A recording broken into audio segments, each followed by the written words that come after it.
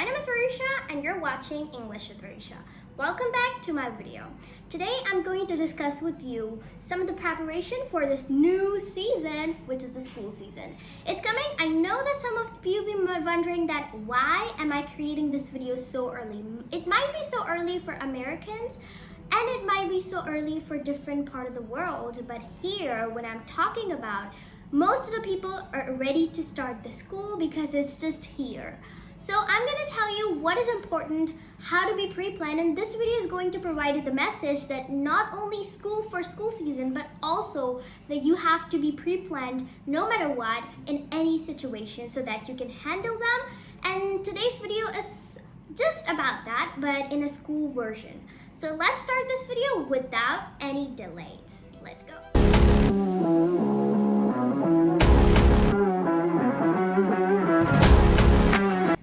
One is create a schedule. Now you have to do it.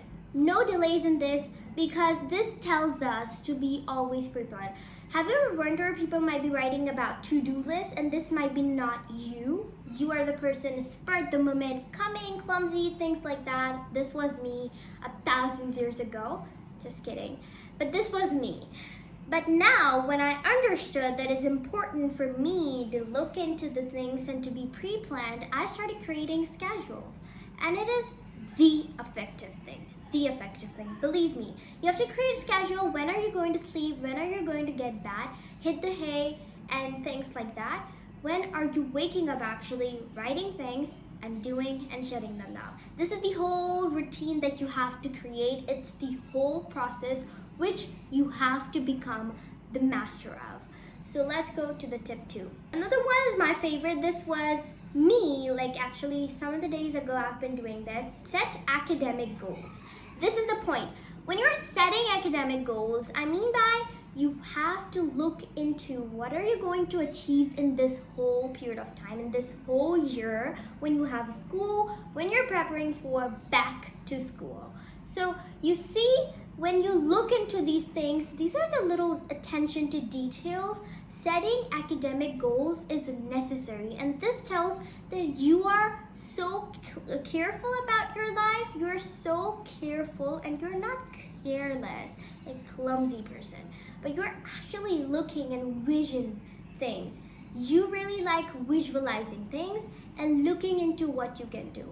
So as you have been studying in the same school, you might have been noticing what you did in the last year, then double down that and write it down. I actually was doing this thing, and without this, I think this school year might look so weird because this is me and this might be you too.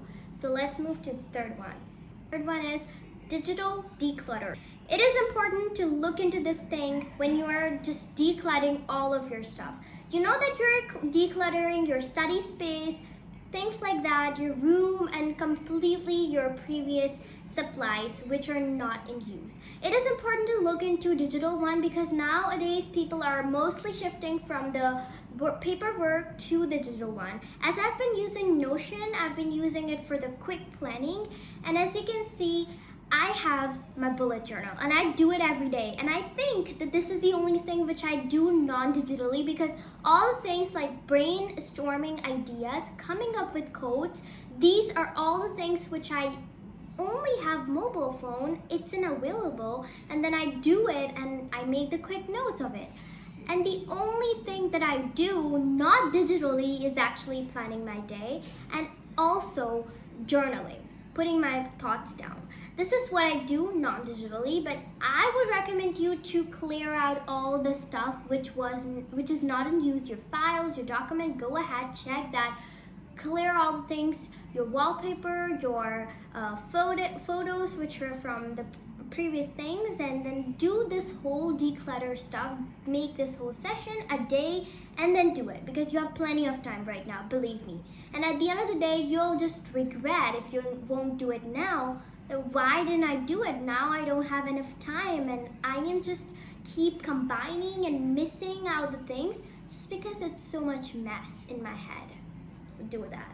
The other one is enhance the power of social interaction. I know that some of the people might not be good at making friends. Some of them are introverts, and that's why they don't really go and shake hands of people like a tight shake hands and become friends. You might not be this type of person. And actually for me, I like to do the friendship with a person who is mature, who is like older than me, actually, or maybe if they're not older than me, they might know better than me. Like if I know certain things, I don't expect the person who is my friend to be know the same or lower than me, but actually higher. Their IQ level, their brain, their things like that should be higher than me so that I can be the great friend.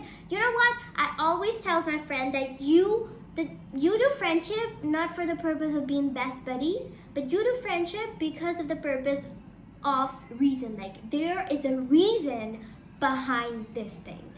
You're being a friend of someone, it's not that you like them or you're just okay with them, but you are just doing the reason. This is the reason for you. You might have some reason to be friend of that person, or that friend might be having reason to be your friend. So what I tell you is that according to psychological aspect, as you see that the friendship that lasts 8 years is actually the true friendship, the combined true friendship.